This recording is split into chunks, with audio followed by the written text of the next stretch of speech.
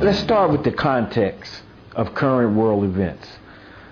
We live in a world of perpetual warfare and crime and corruption. A war ends in one location and it begins in another location. The theater of war rotates, but it never goes away. Protest after protest, we never stop the wars, they continue to go perpetually. It seems that we need a different approach in dealing with the problem of perpetual warfare. How does the Venus Project approach this?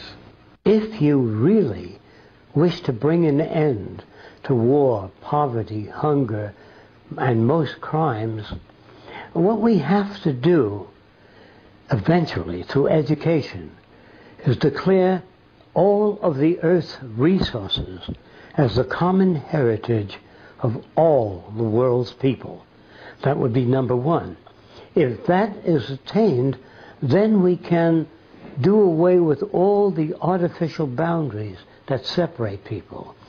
Before the states had joined together into one nation, there were territorial disputes at all the borders. There were militias. But once the states had joined together, the militias disappeared. There was no need for it. The same process can be applied to all the sovereign nations of the world. To be invited in to a participatory democracy whereby all the resources are shared by all the world's people. I see that as the only means. Transitionally, if you substitute any other system, it will have built-in antagonisms. So this is what we have to strive toward. I don't say this can be accomplished in one swoop. It's a slow process of education.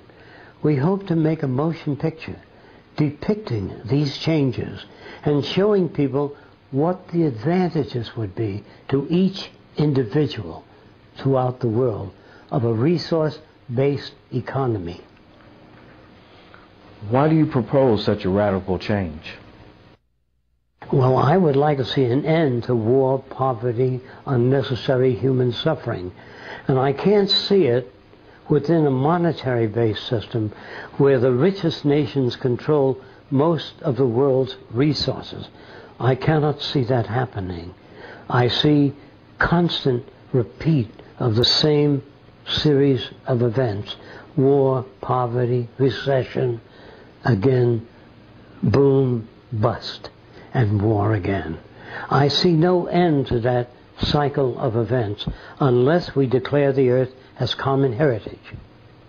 I hear discussions of a new paradigm in economic systems. And you're proposing such a change in a resource-based economy. What is a resource-based economy? And how does that compare with a monetary-based economy? In a monetary-based economy, we use money as a medium of exchange. Now, money doesn't represent our capacity to produce. It just represents a method designed hundreds of years ago and established within the system. In the monetary-based system, it's wealth, property, and power. And that's the main directive. Now, today we say, how much will it cost? That is really the question.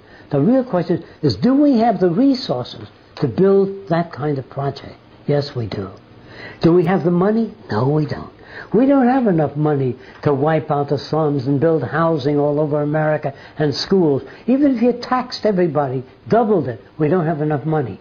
But we have more than enough resources available to build anything we want to build. If you have difficulty with that, consider this. Suppose all the money in the world disappeared tomorrow morning. As long as there are farms, water, building material, we can build anything we want to build. It isn't money that people need. It's access to resources.